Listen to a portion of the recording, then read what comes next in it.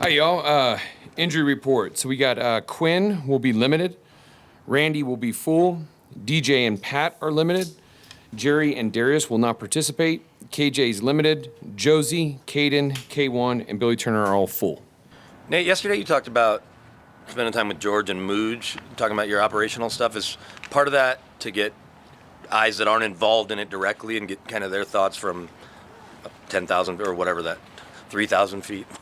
Yeah, no, of course. I think that, throughout this process, we want to just talk with everybody. We want to try to gain as much information as possible so that we can be efficient. Do you talk to Dom Capers too about some of the stuff he did? Oh yeah, just try to talk with everybody. Find out any way that you can do it better, because I think that's in the end, as the season progresses, you want to continually grow. Hey, Kyle had an interesting anecdote about his first year yesterday, saying that he went for 4 fourth downs, and then after the game realized probably none of those were the right decision. He had to stop thinking as an offensive coordinator. Some of this just you don't know until you're actually in that seat, no matter, because he's same kind of experience that you've had. Yeah, I mean, it definitely has been a transition. I think that you've always been a coordinator. You've always been from the standpoint, if you want to score touchdowns, that's always your initial gut reaction. And, as I'm learning more, you have to remove that emotion as an offensive play caller. You have to look at it from a head coach standpoint, what's best for the team at that time. So I think as I continually reflect on what has happened and continually learn from it, that'll make me more efficient and utilizing as many people as I can, so that it's not about just trying to be aggressive all the time, but be aggressive in the right situation. How difficult is it to remove that emotion when you're in the heat of battle? Regardless of how difficult it is, it has to be done. You've seen the Niners up close a bunch when you're with the Packers. What makes their run game so special to you? And you have to commit maybe extra body in there inside to, either at linebacker to make sure at least you slow their run game? Yeah, first and foremost, they're unbelievably well coached, and they know how to run off the ball and be able to be aggressive down the field at the same time with their run blocking. So they're trying to get across the line of scrimmage, both in their inside zone and their outside zone. And then you add in all the different groupings, formations, shifts, motions, Debo's in the backfield, all kinds of different people are in the backfield. So I think they cause that consternation, like we like to say. Along with that, they execute at a high level and are very well coached. Yeah, I think Jonas impressed with his recovery, how quickly he was able to get back for week 1. What have just you thought of his play through 2 weeks? Oh, he's been very good, and I think in speaking to that, it's funny when the initial thing happened in week 1 in the preseason. He was dead set on he was going to be back. I mean, it was one of those things. Just watching his mentality as a person, the way that he works, is pretty incredible. Because to bounce back from that, because it was pretty severe, and I mean, he's playing at a high level right now. The two offensive systems obviously rooted in some of the same principles. Does that give your defense, having seen it in camp and the way that you guys are trying to instill things, some sort of benefit in preparing for it? Yes, I think that with all the motions and the different things that we do to try to confuse our defense, I think that's a lot of the same mindset that our opponent, the Niners, do. And so I think it'll help, but at the same time, on game day, everything changes. Talking about all of the different, teams now that are running a version of this system, do you look around at other teams over the course of the year that do similar things for wrinkles or? Of course. What you're doing for? Yeah, I think that that's part of the fun thing about being a coach. During this time, you're always trying to gain knowledge. You're always trying to grow.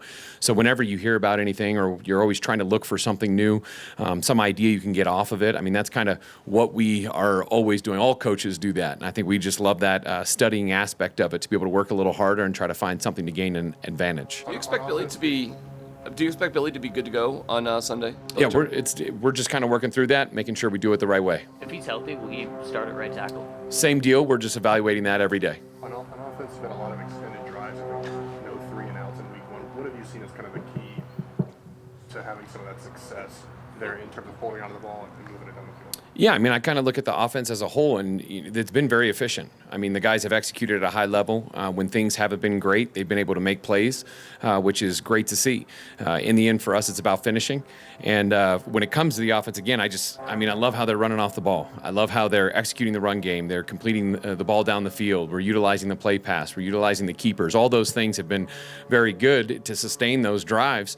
And now it's just about finishing. Kyle was talking yesterday about how there was no way Russell should have been able to convert that 3rd and 16 there against Houston. Is that part of what makes Russ good, is his ability to make those plays that in there? Yeah, I'll tell you, he did a great job on that one. And, I just looking at the whole play, I think all 11 were very good. I mean, it takes all 11 every single play. A lot of it is, obviously always going to be the quarterback and Russell, but the route distribution, how the guys were running down the field was awesome. And the protection gave Russ enough time to be able to get it to Cortland. So, as a group, they functioned very well. And then to have a guy like Russell that can put it on Cortland accurately is always critical. Kyle said he doesn't really like, and maybe his dad does, but he didn't really like that everyone's running a similar offense to what they run because he wishes it was more unique.